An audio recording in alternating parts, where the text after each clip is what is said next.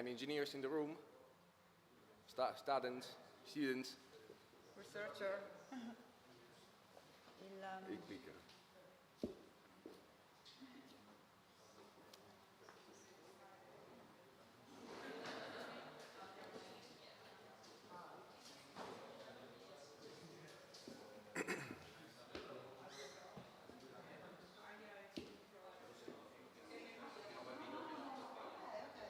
Welcome to the 2023 edition of Trieste Next. I'm Luca, an AI-generated speaker who will be presenting our festival. In the next 3 days, we will be talking about a new world. This is the title of the 12th edition of our Festival of Science. Innovation and research, the ethical limits and new frontiers of science will be the center of all our events. What will the new world be like? Will we be able to face the challenges of the near future applying new scientific discoveries and technologies in a sustainable way? This will be the underlying theme of Trieste Next, with 100 events in English and Italian, the Science Book of the Year Literary Award, 300 speakers, 70 activities for schools and 40 exhibition spaces that are open for everybody in the city center close to the town hall. Before leaving the floor to our next panelists, I would like to thank all the scientific institutions within the Trieste City of Knowledge Network, the main partner together with our content partners and sponsors for supporting our project. Mostly, thank you to the 200 volunteers who are helping us. I have one last remark for all of you. The next event will last 75 minutes. Our speakers will answer all of your questions in the final 15 minutes. Also, please remember to check the updated schedule of events on our website. Thank you and enjoy our festival.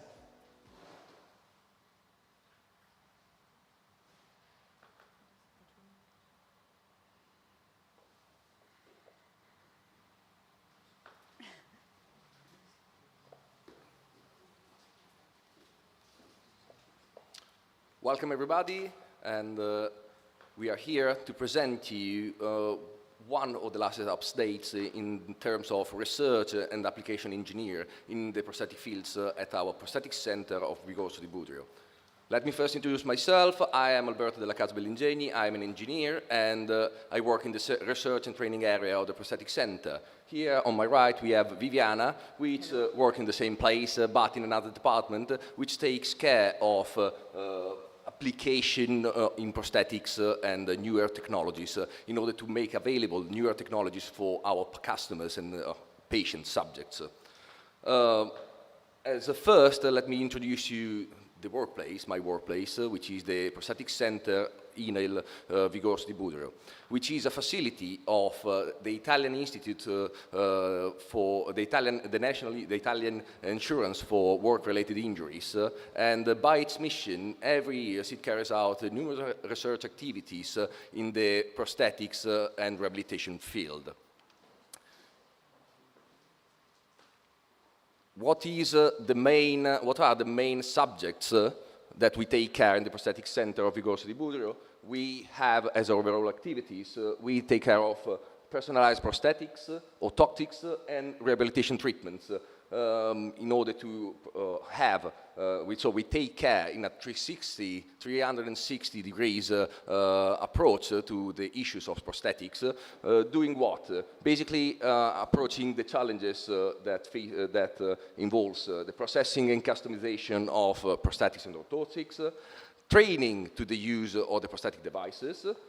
We also give psychological support and aid supplies, and mostly, actually, especially for the last Paralympic Games that took place last year, we design prosthetics in order to obtain performance for our athletes that compete in the Paralympic Games.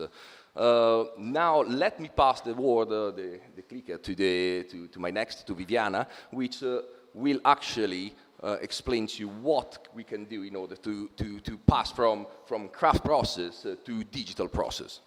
Hello everybody, good morning, welcome here. I'm Viviana, and my speech, of course, is about how we change our production process to craft traditional process to digital smart manufacturing process. As my colleague said before, Centro Protesi was born in 1961. Centro Protesi was born as a center for application and experimentation of prostheses and orthotics. So since the beginning, it's clear that Centro Protesi was focused on experiment and application of new device, new prosthetics, and new technology in the production process. But this change, okay. This characteristic in the last years became more and more important. Why? Because for these two reasons, there is two reasons, but we can call them challenges because they give us the push to change our production process. Challenge number one, medical device regulation. What is MDR? Is an European regulation, and it's about prosthetics device. Why prosthetics device? Because the regulation is about a custom-made technical device. And why MDR impact us? For two reasons. First of all, we are at Centro Protesi. We are on an orthopedic workshop. We testing, we design custom-made device, prostheses, orthotics. And the regulation at Annex 13 is about custom-made device. The second reason is about the implication of this regulation.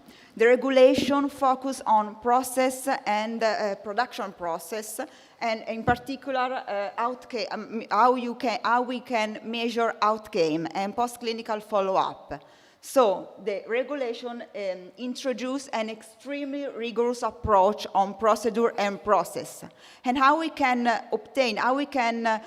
follow this regulation? Well, we have to change our production processes. We have to digitalization process. We have to introduce process digitalization and testing and monitoring the results. The second challenge is not about a regulation. It's about our functional standard. We know that it's important that people make use prosthetics device, make use orthotics. Why they have to use? Because they need to improve quality of life. And quality, how can we improve quality of life? There is a lot of factors that can influence this. For example, active community participation, accessibility, and so on. Of course, sport is one of the key ingredients to improve quality of life. So sport is our goal, is our functional standard.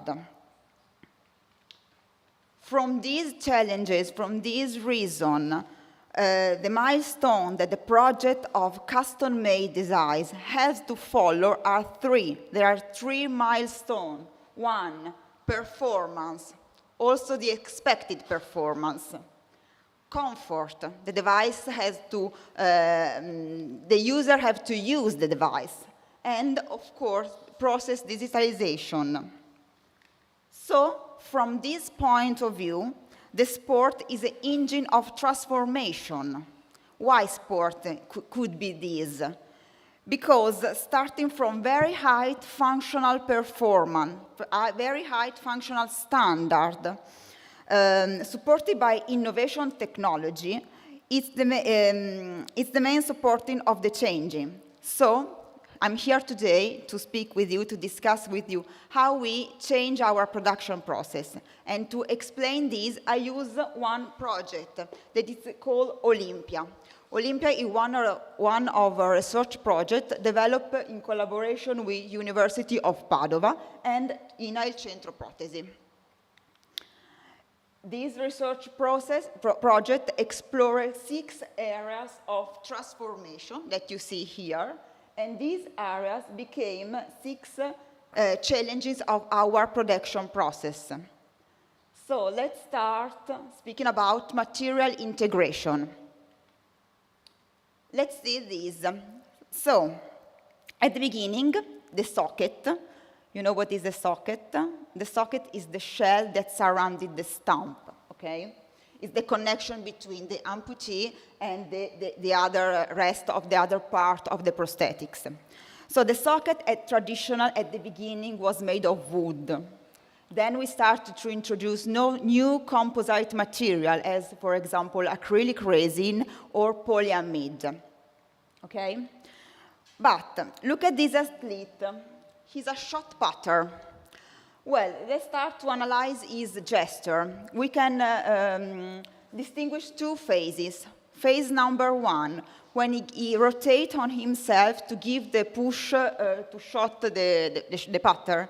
And finally, when he lands on his feet, he needs of firmness. So, how we can obtain these two results, firmness and strength to give the push, to project a new socket with two different materials. We need comfort inside, and we need the material that can follow the muscle expansion, because the muscle expansion of the leg is necessary to give the push to put the shutter. And we use an internal socket of silicone. Silicone is the white material. Silicone is able to follow the muscle expansion, is sensitive, and it's comfortable. But the athlete needs firmness, so we build an external socket in carbon fiber. Carbon fiber is very interesting material. Why? Because it's light and resistant. So our socket and our prosthetic is light, resistant, and comfortable inside. That was athlete needs. Another example, she's a young athletic sitting volley. She has a scleroderma. What it means? It means that her skin is sensitive, and she has a finger lock, as you see in the picture. The goals of the prosthetics of the device are the same. She needs sensitive inner socket and external rigid to hit the ball, and that we see. Silicone inside and carbon fiber outside. The other point is mechanical testing. So, of course, before using new material and introduce them as a standard of our process, we have to testing. And here I quote our paper. Our paper is about how we test the new material using for design socket of transtibial socket. In this paper, we describe how we test the use of the carbon to identify the strategy and the quantify of the material. This paper was discussed at the AOPR, is American Orthotics and Prosthetics Association, and it will become a standard to testing the socket, the transtibial socket. But of course, I'm here today to discuss with you about the core of our changes, that is how we introduce 3D printing and scanning in our prosthetic process. So let's focus on the custom-made design process. To obtain a mold for the socket, we use plaster cast, as you see here.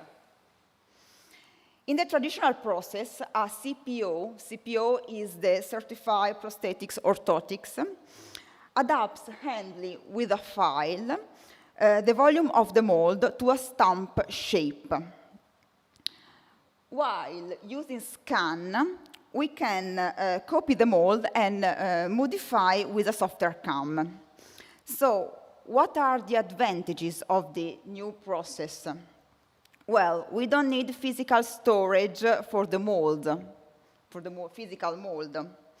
We can compare the mold before and after the modification, and we have to copy. And when we have to copy the same socket, we can use the same mold and eventually digital modify, as you see there. We can copy the socket and modify through a CAD/CAM software. And the comparison between the traditional and the new digital process is the core of this project.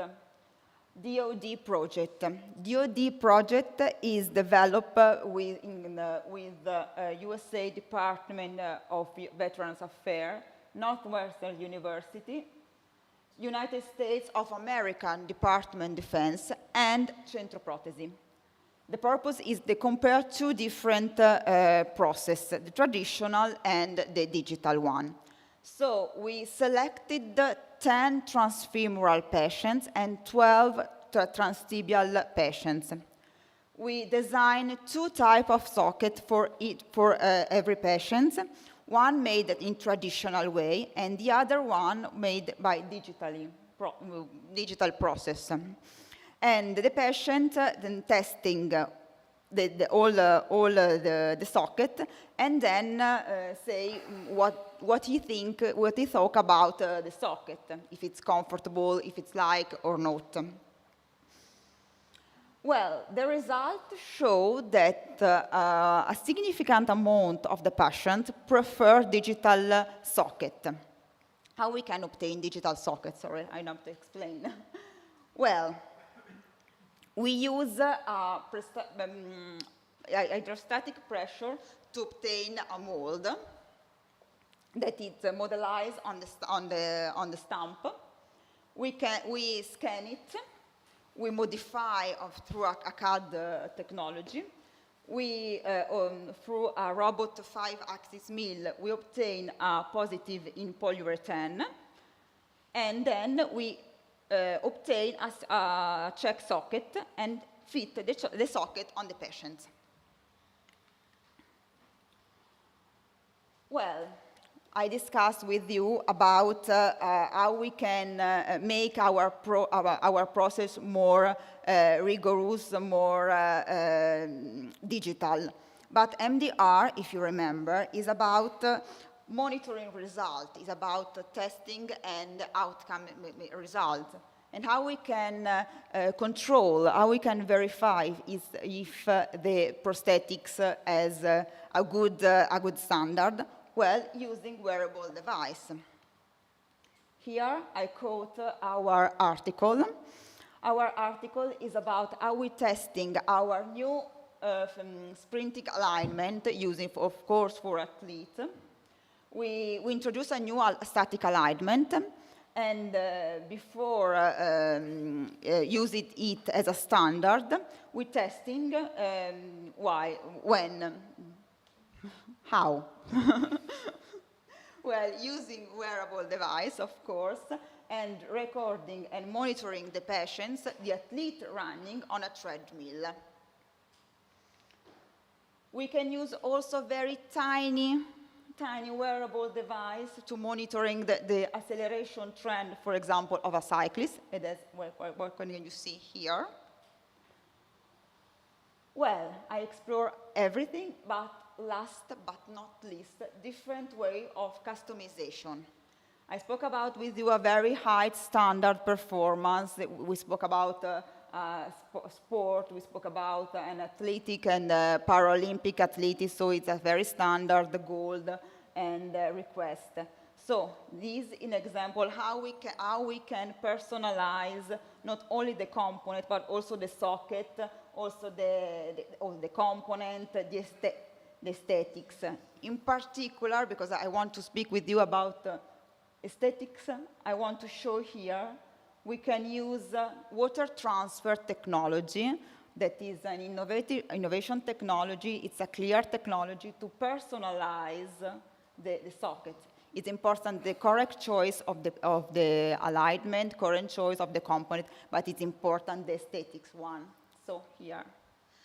So, Alberto, it's to you. Okay, thank you, Viviana. And after that presentation, with which we might have understood how we approach the prosthetics, the manufacturing of prosthetics from a 360 degrees point of view, I'd like to go more in my department, which is the research area. So now we talked about how we can manufacture prosthetics in a more reliable way using advanced technologies that help us to obtain prosthetics that are higher quality and reliable in time, lighter, more comfy, and in order also to enhance performance.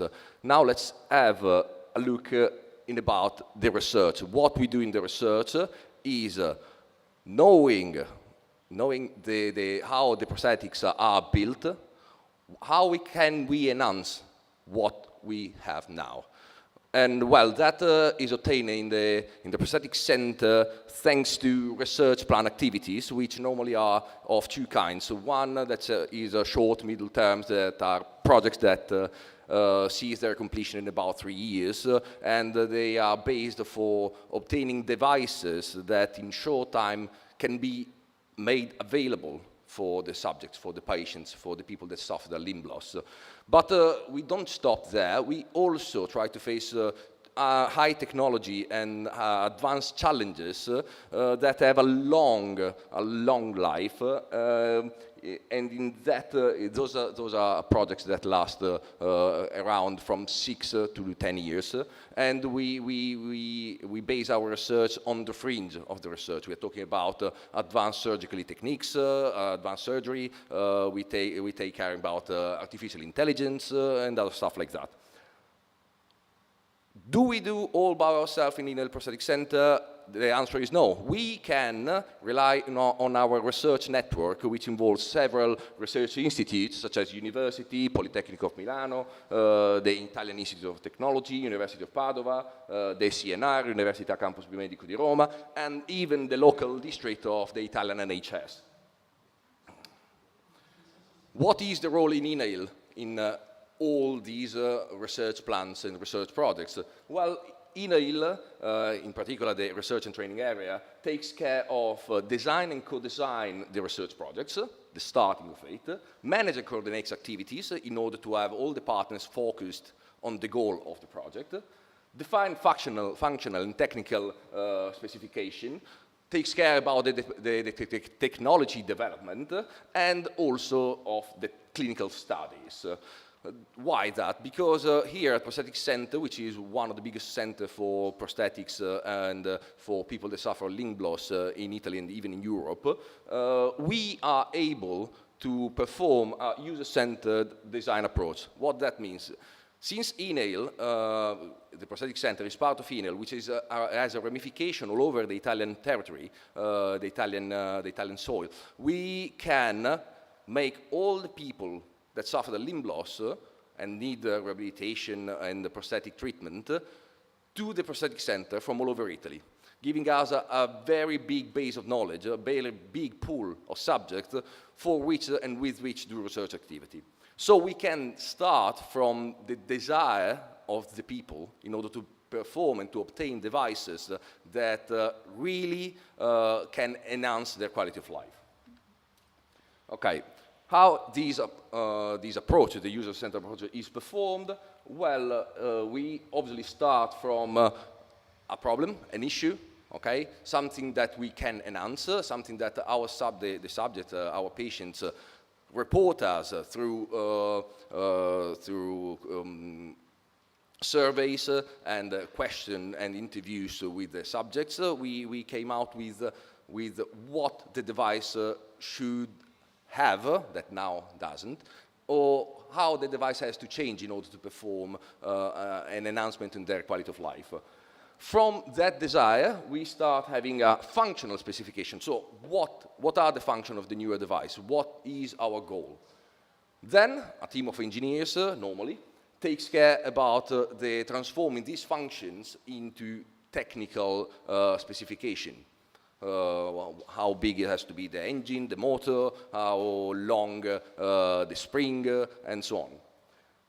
Then we start with a design and development phase in which we obtain a prototype that undergoes a clinical trial, and after the clinical trial, if everything went very well, we can start a validation before giving it to the subject.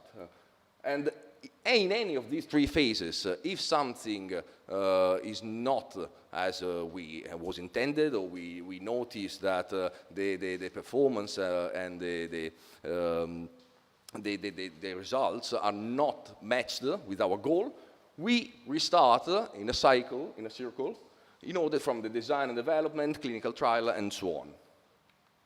Now, just briefly, just for letting you understand that we take care of the all aspect of the prosthetics, I want to give you a brief overview of our main projects, which you'll see that involves various aspects of the prosthetic devices, or the prosthetics and orthotics.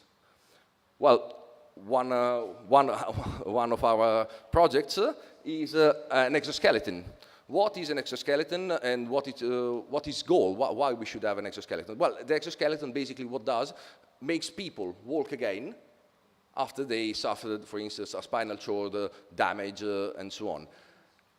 These devices are not intended to be a substitute of the wheelchair, but you know that when we have a spinal cord damage, there are a lot of problems due to the lymphatic system, the circulation of the blood, and so on. And all these problems goes away when you make the subject walk again.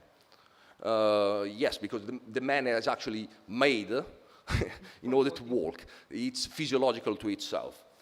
And these devices helps the subject to perform the walking in order to have a rehabilitation, in order to function better and suffer and enhance their quality of life. Just for giving you just a quick overview of our twin exoskeleton, you can see that the exoskeleton can perform the stand up and sit down from a chair, performs the step at different speed of the path. It is also been designed in order to have a subject where the exoskeleton sitting from the wheelchair, which is quite innovative, is completely modular, and every joint has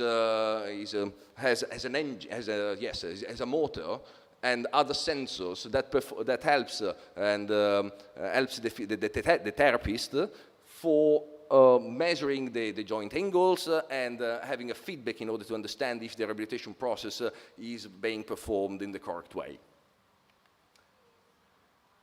We take care also of lower limb prosthetics, and here you can see our hybrid knee, okay, which basically is the hyperleg project.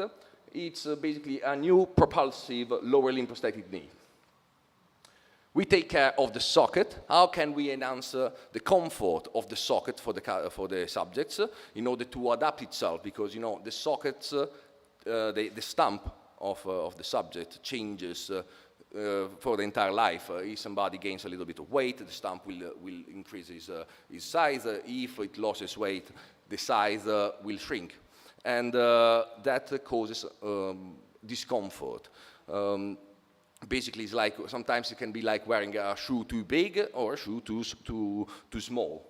And with this project, we are trying to have an adaptive system in order to have this socket adapt completely to the stump. We take care of upper limb prosthetics. This one showed here is the Annex Prosthetics hand, which is the last hand we designed in the prosthetic center, and is a newer device that through an intelligent cabling system you can actually see in our stand over there.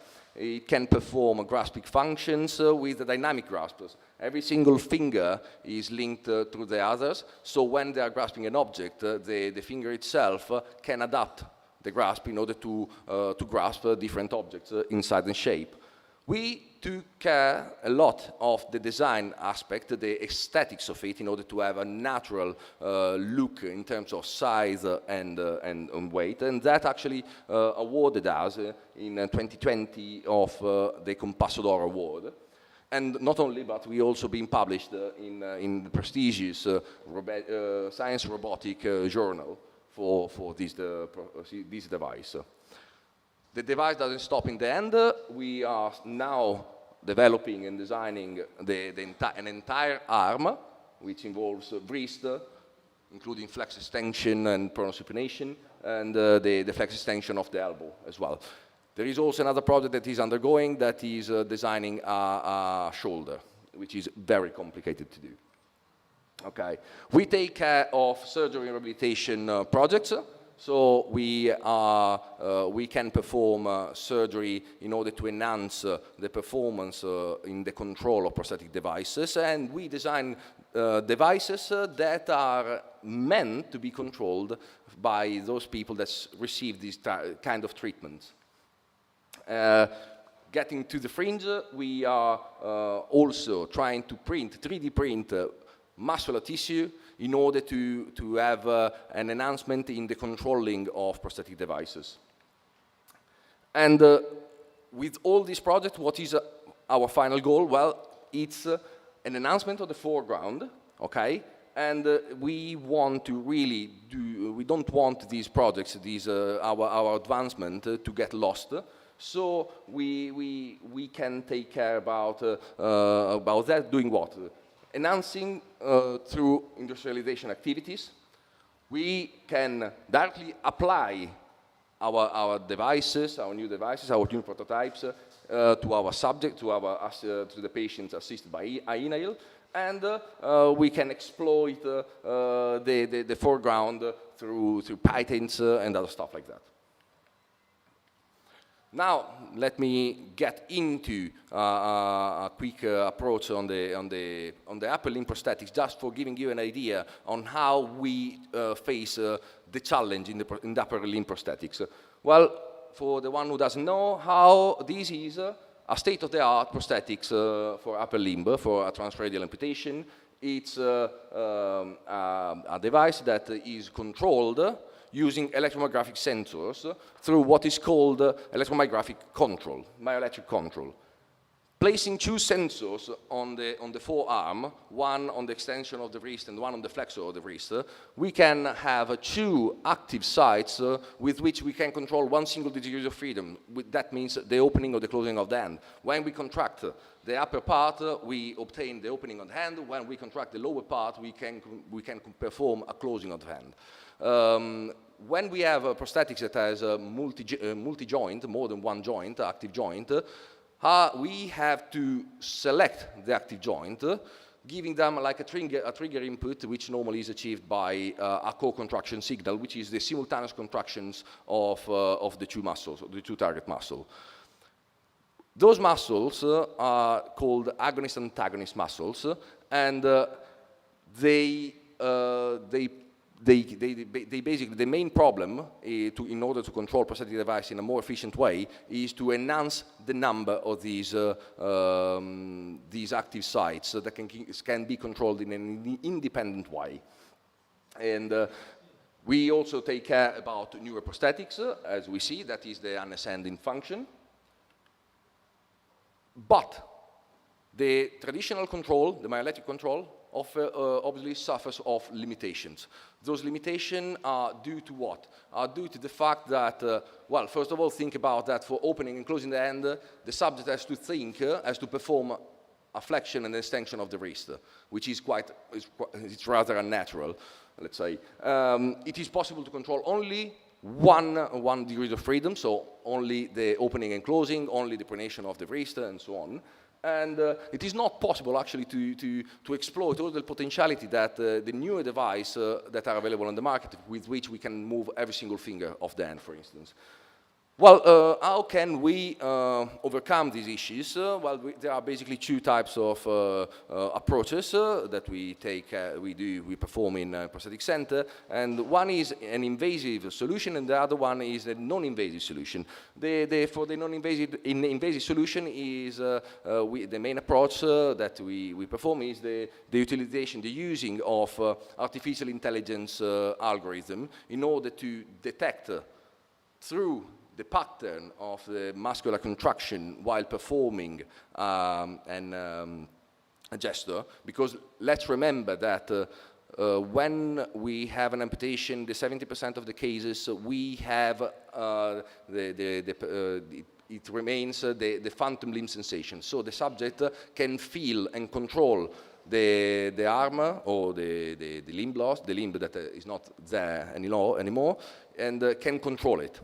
The control, while controlling this phantom limb, it is producing the residual muscles contraction that are extremely similar to the one we would have in presence of the limb itself. If we can map all these patterns, we can obtain movement of the hand, like the limb was already there. So if my colleague can perform and control the hand in this way, the same can happen for an amputee. And here there is an example, okay?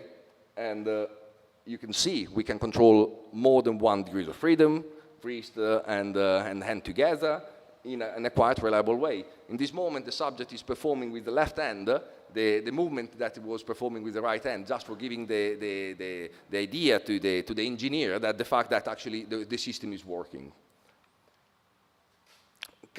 How can we change then the prosthetic device according to these type of technologies? Well, we can put sensor all over the prostheses, the prosthetics, and that is what we are doing with the project IANES. So we are trying to design and obtain a prosthetic device with all the type of sensors that are possibly available, including cameras, including high-density electromyographic sensors, including tactile sensors, and so on. And for doing what? For using all this data coming from all the part of the prosthetics in order to have a data fusion and use all this data in order to perform automatic gestures or enhancing the control from the subject of these prosthetic devices.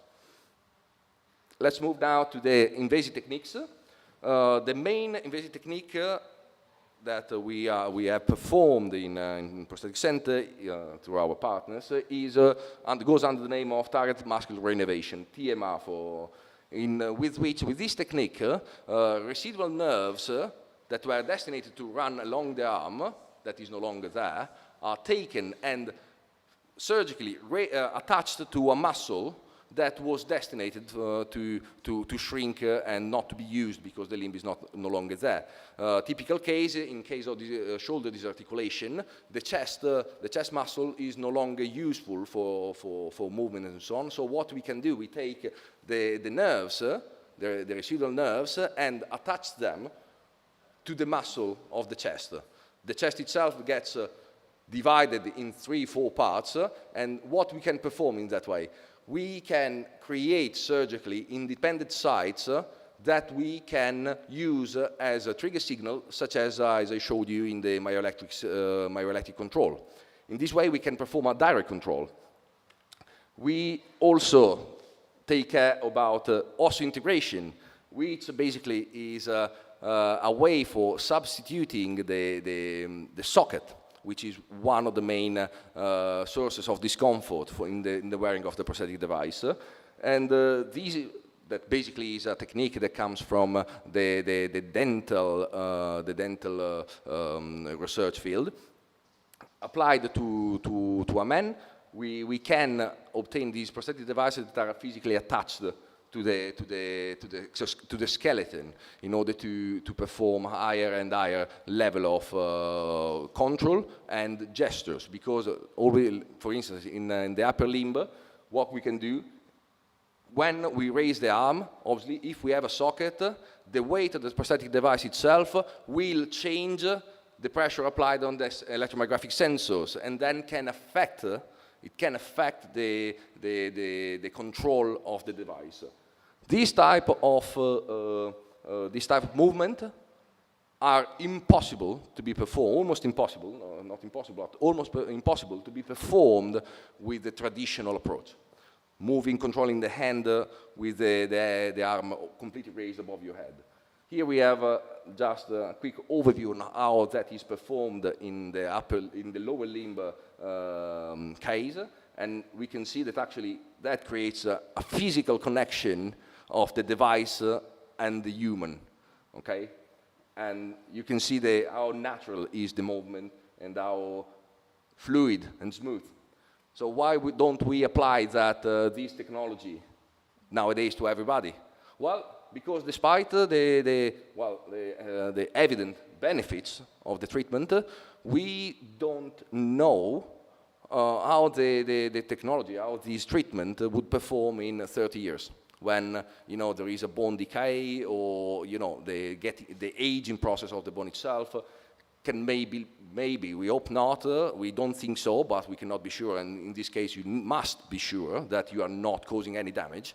So we are at the moment under test, and this is one of the projects that it will be long-term. This subject that receive those treatment will be observed for their entire life, and those one are the first subjects in Italy that perform this kind of treatment. The same happens, obviously, for the upper limb prosthetics. Now, the last thing that we take care is the sensory feedback. So one of the major issues that the prosthetic has and the people that suffer limb loss complains about is the absence of sensory feedback. The prosthetics, when touches an object, for instance, doesn't give to the user any information about the reaching of the target, about touching the object itself. So what we can do, we can perform non-invasive solution again, doing what? Well, when an amputation occurs, sometimes the extensions, so the fingers of the hand are automatically remapped by our brain on the stump. Okay, so there are certain parts of the stump that actually the user perceives and feels them as coming from the limb that is no longer there. And in this case, we were trying to give a sensory feedback in terms of temperature. So giving localized temperature solution in order to perform, to have a sensory feedback. In this case, in the latter one, we instead, and we are moving to the fringe, we try to have an interface with the central nervous system. Okay, so neural interfaces. We try to use electrodes inserted within a nerve, okay, and we perform stimulation, electrical stimulation with signals that are very similar to the one that would be performed normally by our brain, but in an artificial way, in order to restore a sensation coming from the limb that is no longer there. In this case is an experiment that we did in collaboration with the University Campus Biomedico of Rome, and we were able to restore for a limited period of time the sensation in the hand. Okay, why limited period of time? Because the foreign body reaction is the main issue that limits the use of this technology. What that means that after a certain period of time, which normally goes from 3 to 10 months, depending on the technology of the electrodes, the body rejects the interface and encapsulates the electrodes with connective material, which is an isolant. Perform an isolation, so when we perform electrical stimulation, the signal doesn't go through, and that makes the system not working anymore. We are now undergoing a project in order to study new electrodes in order to perform a chronic implant. Normally, in this case, the subject received the treatment for 6 months, and then had to have first a surgery for having the implant performed on the subject, and then after 6 months another surgery in order to remove it.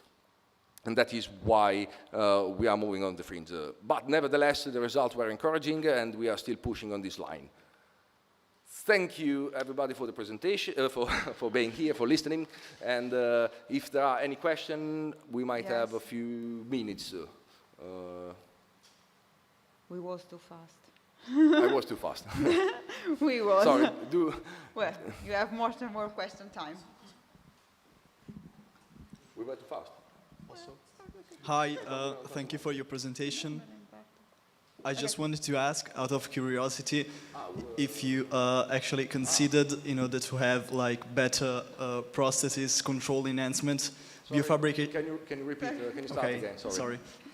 I just wanted to ask if you considered, in order to achieve better control of a prosthetic limb, biofabrication approaches which maybe can be used to implement like scaffolds to replicate tendons and ligaments combined with a prosthetic limb and myoelectric control devices in order to achieve better control. Yes, Thank you. we did. Those goes under the advanced research area because we are trying to do scaffolding, as you said, or even, as I mentioned, 3D printed muscles in order to enhance, because when an amputation occurs, these muscles, if they are not properly training, they get smaller and performs electrical stimulation that are smaller and smaller. In these cases, then a scaffolding with tendons and better integration can be performed in order to obtain a better control of the prosthetic device. Although the main issue in doing that is the surgery, that the surgical treatment, which by nature undergoes with hazards that compared to the benefits is difficult to justify. You know what I mean? There are ethical issues about that. It's not an easy thing to perform. You know, is the benefit obtained by using scaffolding or implanting this type of device enough for justifying the risk associated with the surgery? That is a question that needs to be addressed, and the technology must be available before being able to do these kind of treatments. If there are any other questions, please do. I can explain better something that I skipped because I thought I was going late. Instead, I knew. Hello. Sorry. How do you get financed in those projects? I mean, you go through all the process of the project and you get a revision, the critical tests and all the rest of it. And then you go into the loop. Now, how do the finance work? Because finance doesn't get into a loop. It ends in a way. Yeah. So how do you justify your project against either, let's say, a failure or a problem, or the competition? Because I don't think you are the only one in this field, I think. I mean, no, today, I think we have areas in the world with wars when a lot of people lose limbs and heart, everything. So I think there is a lot of research in that, I guess. Yeah, no, absolutely. So about the finance, we are part of Inail, the Italian Institute for the Insurance Against Work-Related Injuries, and by its mission, our mission is to restore the subject as it was before. So that is part of the mission of the Institute. And is a national insurance, and the funds come from that, obviously.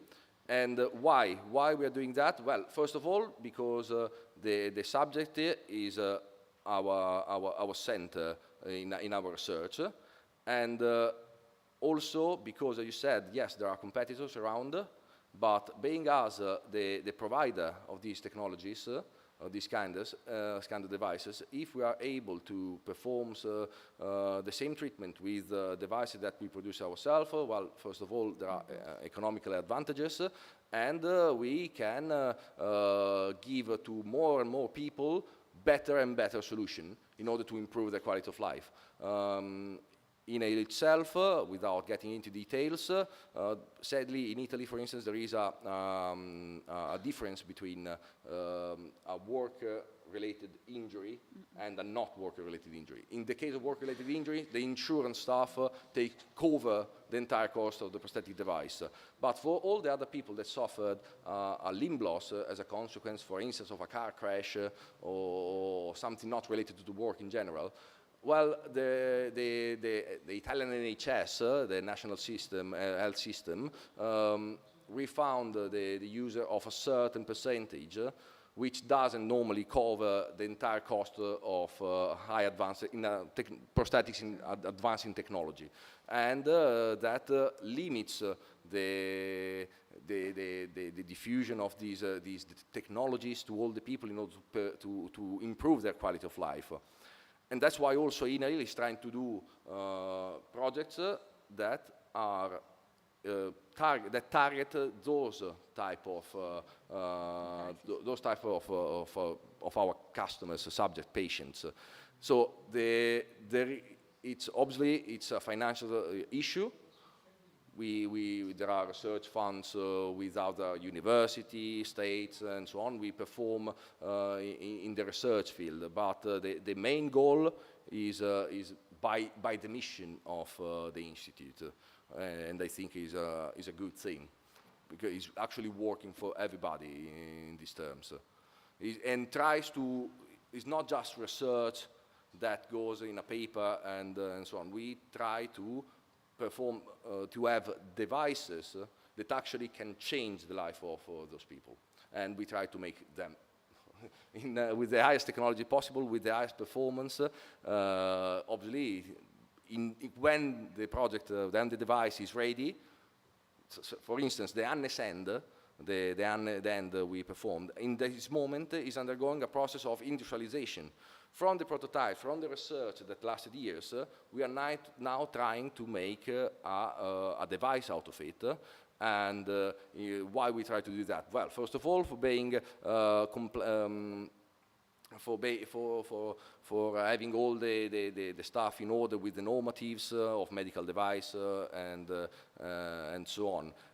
And then second, in order to reduce the cost of the production. If we reduce the cost, the final device will cost less, and more people can use it and want it. And that's why today we are here together, because Yeah. I spoke about what is a standard now. I spoke about today. He speak about tomorrow, but tomorrow will come. It's come. It's coming. It will happen, and yes, indeed, we take care about improving the manufacturing process. Yes. In order to perform in a more reliable way, taking less time to manufacture devices that just 20 years ago it was not possible to imagine, using carbon fibers, No. new At the plastic. beginning, socket was made by wood. Wood, and made by Or wood. acrylic resin and polyamide. The polyamide is not resistant as a carbon fiber. It's not a light material. Yeah, yeah.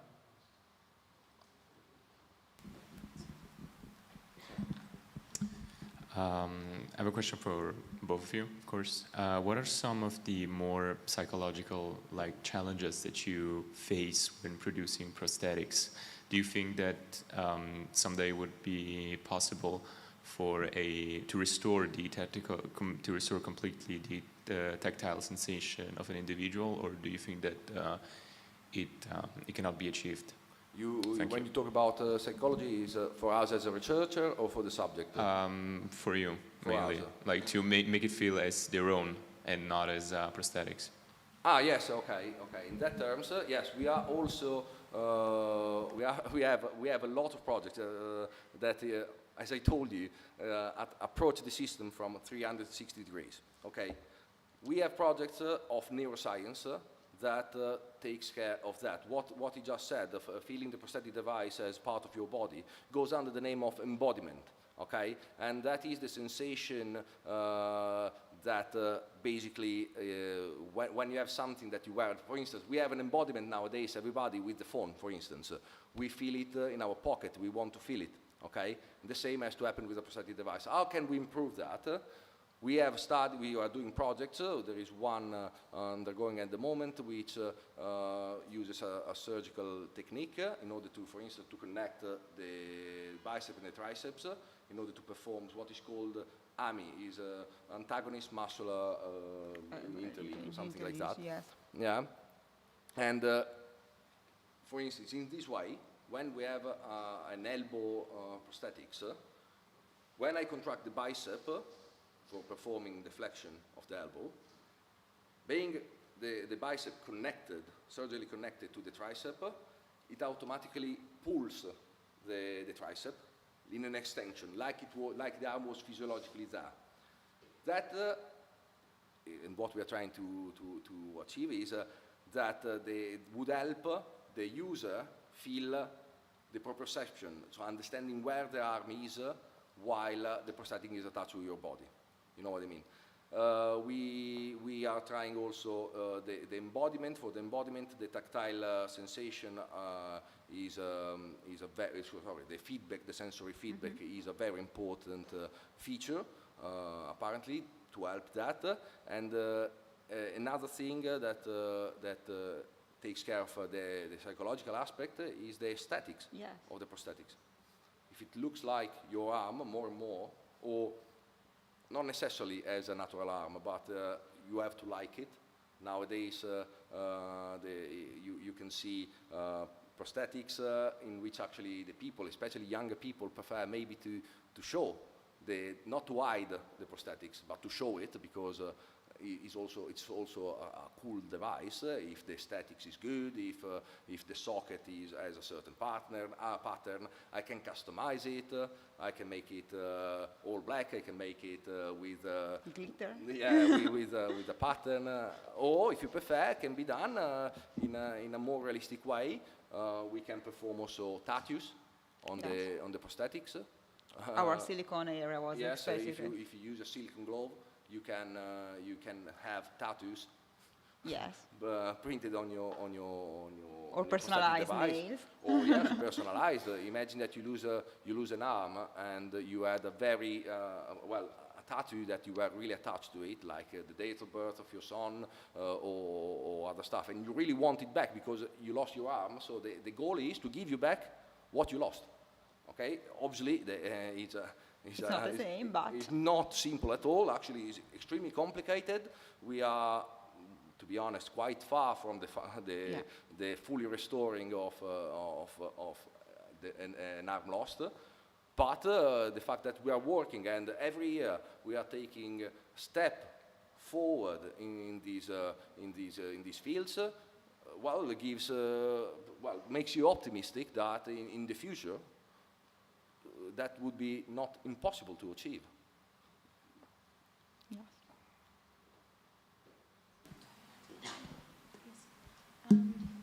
Yes, thanks for this talk. It's very impressive.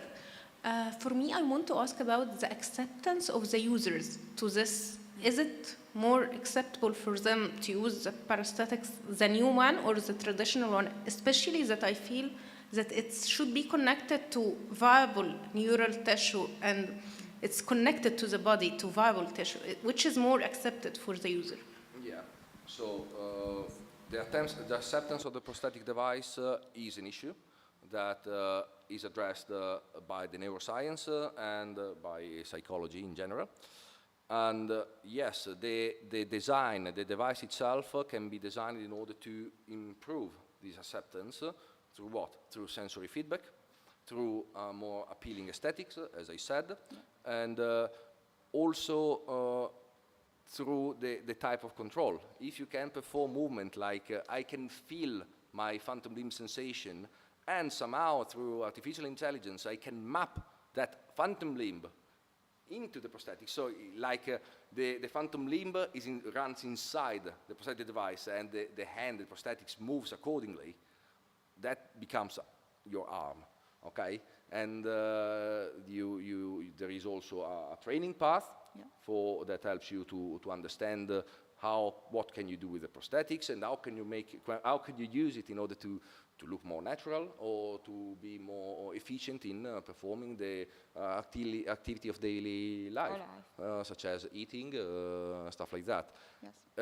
One issue, for instance, what can be against us? Well, a detail that maybe you don't think that can impact the acceptance of a prosthetic device, like in high advanced technology like that, is because there is a DC motor, and that when moves, you hear it.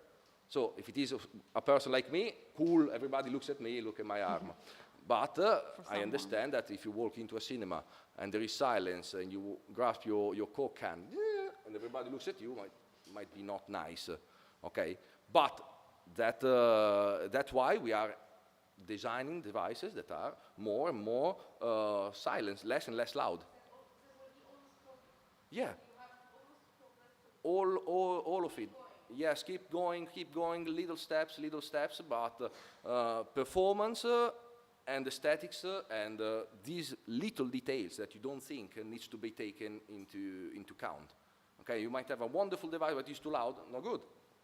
Restart. Okay, loud, not perform. The hand grabs, the elbow grasps perfectly glass. I can drink naturally, but it's loud. Not enough. Restart the project. Okay, just a little detail, for instance. And it's important to say that our rehabilitation process started with multidisciplinary teams that evaluate the patient. And in the team, there also are psychologists that can help to understand your goal, what you are attending to the device. That's important. Yes.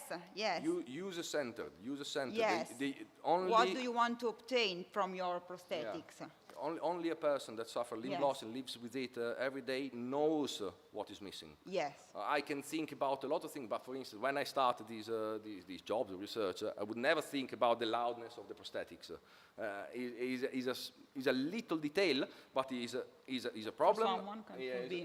For someone, it's a problem, and we have to face it and address it accordingly.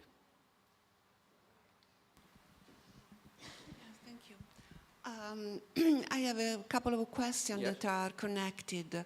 I was struck by the moment in which you show a slide of a patient with a new technique. You say why we cannot apply to every body because we have to face the problem of aging. Yes. And as far as I understand, the only strategy you have is to put the patient under control for his long life. Yeah. But it seems quite a strange strategy because it may require 40 years or more. So I just ask, do you have any simulation, any program that can simulate? That is my first question. So you have to really to wait 40 years to see what is going on. That is my first question. Yeah. Second, if they are related together, this question. They are linked together, that's why.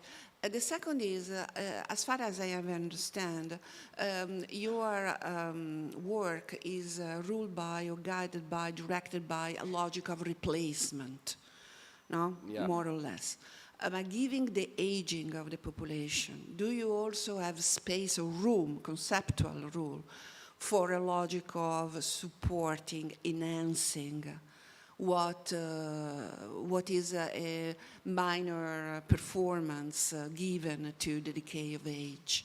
That's why the two questions are connected. So in terms, according to the, to answer the first question, of course we have simulation, of course, but the clinical trial is what is mandatory in this case.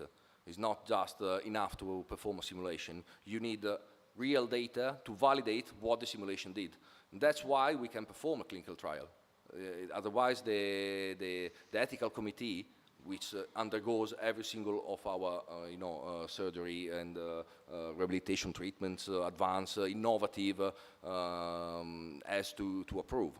And yes, so we have to show a lot of data. We have to say to show that there are benefits. And they counterbalance the side effects or the risk associated to the treatment. According to for the other one, yes, we have projects that try to address the problem of people aging, performing, or in the case of if they don't suffer limb loss, with orthotics and systems that can help the sit, the standing up. In a future, why not?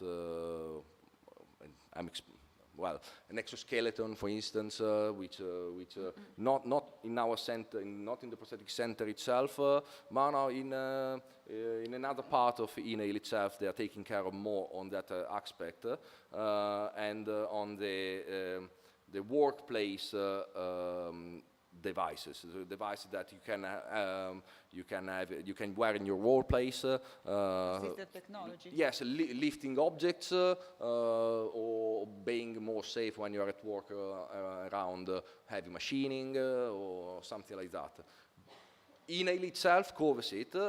In the prosthetic center, we address the problem, but we try to focus our goal on the lost limb or lost functionality in the limbs, and that's why I'd say surely Inail is very big. The research area is not just the prosthetic center. We have different facilities such as Volterra, the La Terme Prosthetic Center. We have our branch. Our branches. There is a branch of the prosthetic center. So it's big, and we try to to face all the problems related to the in which we can use these devices. Yeah, for instance, we use simulation for designing. At the moment, we are trying to design. You know, the abutment, which is the metal part that goes into the bone. Okay, for performing the physical connection between the prosthetic device and the body. Nowadays, for instance, they are made in series. Okay, one for depending on the size of the bone. We are trying now to design one that fits your bone, that is custom made, is made on the subject. Okay, and we use simulation. Load applied to the side, because if it fails, we want that the prosthetic device detaching itself without damaging the bone, and it's a challenge. It goes by itself that the prosthetic device designed for being used in those kind of treatments has all series of particularities that goes for that case. Okay, for instance, you fall, you have not a socket that you are attached to the bone. If something happens, the bone can break. So you need a safety mechanism, which is tested and designed through simulation, in order that if you apply a load that is not axial, there is a quick release.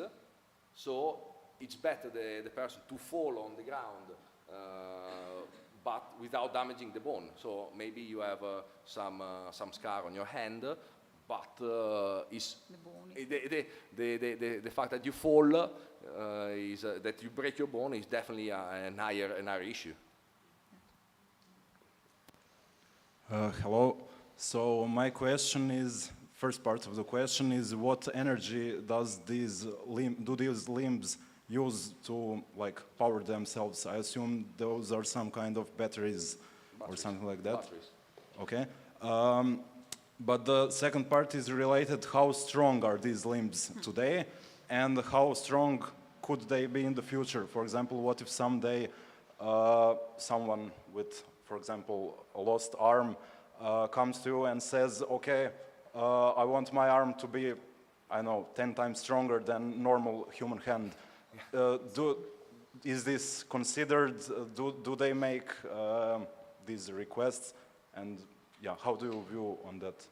Well, the fact, first of all, yes, batteries as a power supply, DC motors or brushless motors for performing the movement, and we are trying to give objects, devices that are medical devices, and not weapons. Okay. Of course, we can enhance the performance to create a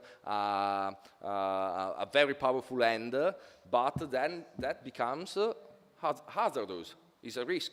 Okay. If you grab the other hand, you grab your arm, you break your arm, and okay, that is not possible.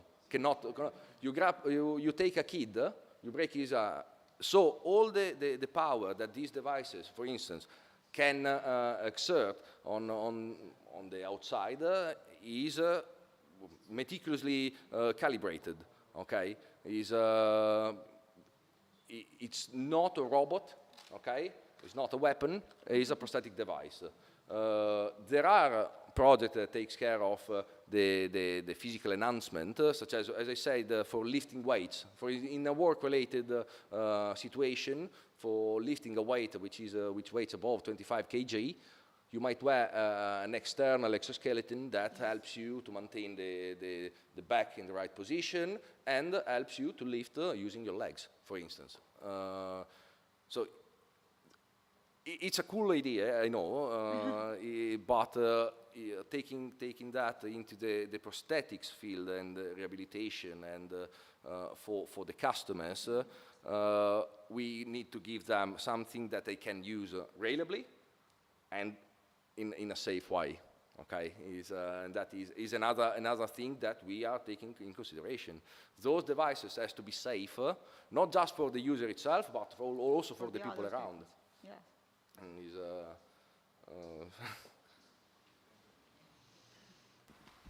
And hello.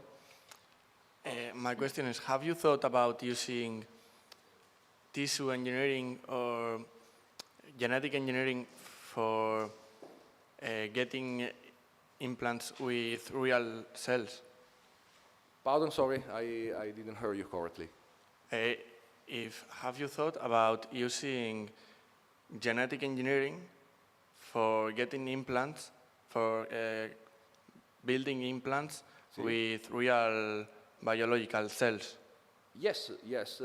With real biological cells,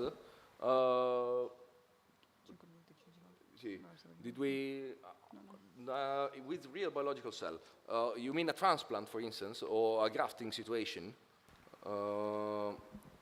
No, like the new genetic engineerings that make possible to... Well, the project with the 3D printed muscle uses biological cell. That is a muscle at all, but it's obtained using a 3D printing technology, for instance. They lay cells that they grow into a muscle. And then through a grafting technologies, activities, you can make a graft that can be used for enhancing the performance of a muscle. This is a long-term research. It's a very good idea. The project started a few years ago. Yeah. We have a lot of way to do, but nevertheless, we are trying to do it. We are trying to achieve it. Yeah.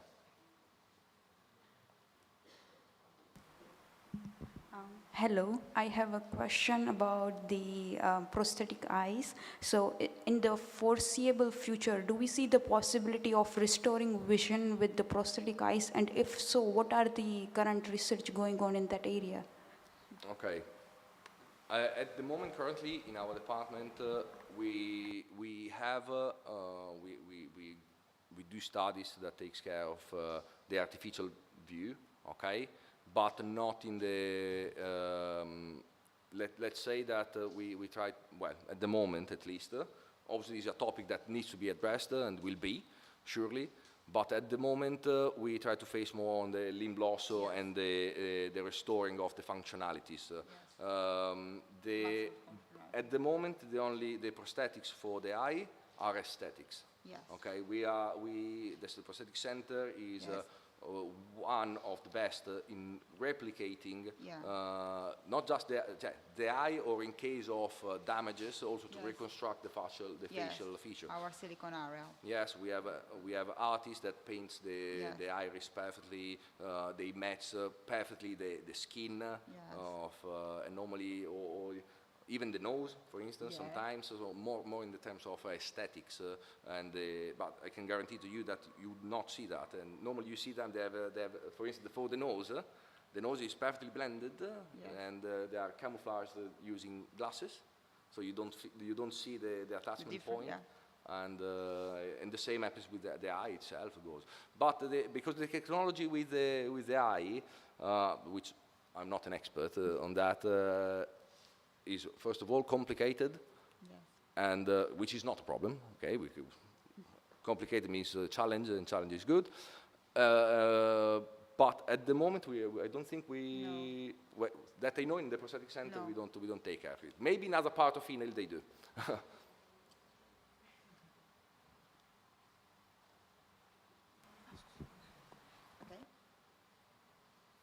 Other questions? Okay. I'm finished. Thank you. Thank you.